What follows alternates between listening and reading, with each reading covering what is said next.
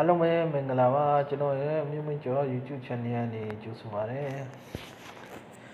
မြန်မာနိုင်ငံပြပအကောင့်နဲ့ငွေထုတ်ဖို့ခက်ခဲဖြစ်နေတဲ့သူတွေကျွန်တော်စီကိုစစ်တွေလာလို့ရပါတယ်เนาะကျွန်တော်ဖရီးထုတ်ပေးပါတယ်ဖရီးထုတ်ပေးရဆိုရင်လည်းကျွန်တော်တို့ service fee တော့ရှိတာပေါ့ဗျာကျွန်တော်တို့ PayPal account တစ်ကောင်နဲ့တစ်ကောင် PayPal account တစ်ကောင်နဲ့တစ်ကောင်ငွေလွှဲမယ်ဆိုရင် service fee တွေဖြစ်ရပါဗျာပြီးရင်ကျွန်တော်အကောင့်ထဲကနေ bank card တွေတစ်ခါလွှဲမယ်ဆိုရင် service fee ဖြစ်ပါတယ်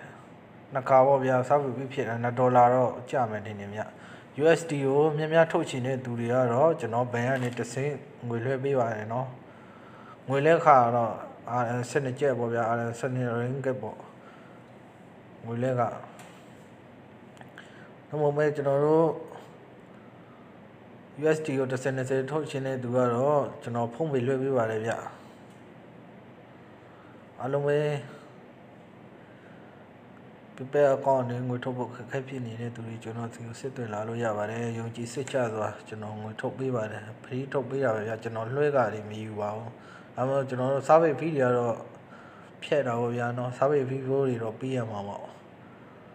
အားလုံးပဲကျွန်တော်စီစစ်သွင်းလာလို့ရပါတယ်ကျွန်တော်စီစစ်သွင်းဖို့အတွက်ကျွန်တော်ဒီဗီဒီယိုရဲ့ description link မှာကျွန်တော် Viber ဖုန်းနံပါတ်ရဲ့ကျွန်တော်ပြီးရင် Messenger chatbot လေးကျွန်တော် link ချပေးထားပါတယ်เนาะအားလုံးပဲ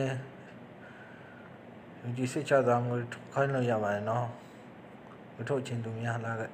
PayPal ကောင်းငွေထုတ်ချင်သူများကျွန်တော် free ထုတ်ပေးပါတယ်